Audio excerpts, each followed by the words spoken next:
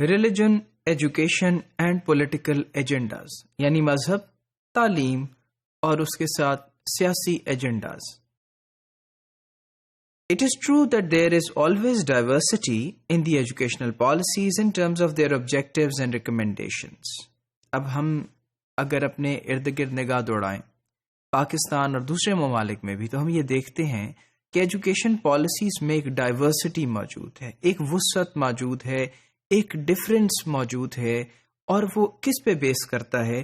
ان کے آبجیکٹیوز پہ، یعنی وہ پالیسیز کس لیے بنائی جا رہی ہیں، اور ان کی ریکمنڈیشنز پہ کہ وہ پالیسیز کیا ریکمینڈ کرتی ہیں اور کیا کرنا چاہتی ہیں. سو اس بیسس پہ ایجوکیشنل پالیسیز جو ہیں وہ اپنے آپ میں ڈائیورس ہیں.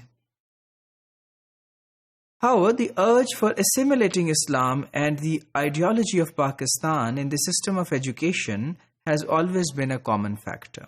لیکن سب ڈائیورسٹیز کو سامنے رکھتے ہوئے ہم یہ بھی دیکھتے ہیں کہ پاکستان کی تاریخ میں جو ارج ہے، جو فیلنگ ہے، جو کوشش ہے اسیمیلیٹ کرنے کی، یعنی کسی چیز کے اندر اس کو لے کر آنے کی، اسلام کو، اور پھر آئیڈیالوجی آف پاکستان یعنی پاکستان کے نظریے کو، ان دو چیزوں کو ہم ہمیشہ سے کوشش کرتے رہے ہیں کہ ایجوکیشن سسٹم کے اندر کسی نہ کسی طرح جو ہے وہ داخل کریں.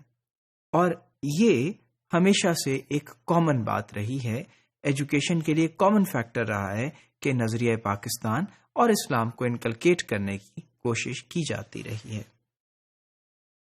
لیکن unfortunately most of these noble assertions have remained rhetoric, and impliedly the issue of Islamic orientation of education still remains unresolved. لیکن یہ باتیں، اپنی کوششیں تو اپنی جگہ تھیں، لیکن بہت حد تک یہ باتیں جو ہیں یہ پریکٹیکل نہیں ہو پائیں. اور آج تک ہم یہ دیکھتے ہیں کہ اسلامک اورینٹیشن آف ایجوکیشن جو ہے وہ یہ معاملہ انریزالوڈ ہے. کس طرح سے ہے آئیے دیکھتے ہیں. Despite the fact that every educational policy has been envisaged to assimilate Islam and the ideology of Pakistan in the education system, the powerful rulers always used education to propagate certain ideologies favored by them. اب ایسا تو ہوتا رہا کہ اسلام کو ہم کسی نہ کسی طرح کوشش کرتے رہے کہ نصاب میں شامل ہو، تعلیم کا حصہ بنے اور لوگوں تک پہنچ پائے. لیکن اس کے ساتھ یہ بھی دیکھنے میں آیا کہ جو پاورفل رولرز تھے، جن کے پاس کنٹرول تھا، وہ غاصبانہ تھا، آمرانہ تھا یا ڈیموکریٹک تھا، لیکن کسی نہ کسی طرح وہ اس پوزیشن میں تھے کہ وہ انفلوئنس کر سکتے تھے پالیسیز کو.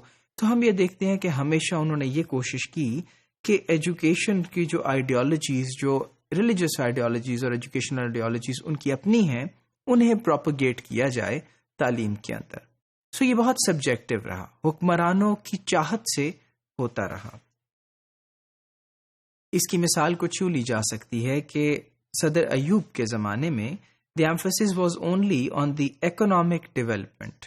جو سارا emphasis تھا، یعنی جو دباؤ ڈالا گیا، جس چیز کو سامنے رکھا گیا، وہ معاشی استحکام تھا، اور اس چیز کو سامنے لے کر کے ایجوکیشن کو اور اس سے ریلیٹڈ ایریاز کو ڈیولپ کیا جاتا رہا. اور جنرل ضیاء کے دور میں a claim was made to Islamize the society by changing the character of curriculum and educational institutions.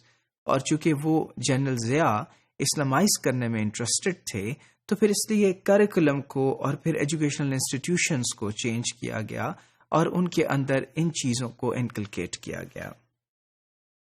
It is clear that every ruler tried to use education to legitimize and uphold a certain ideology that suited his government's manifesto.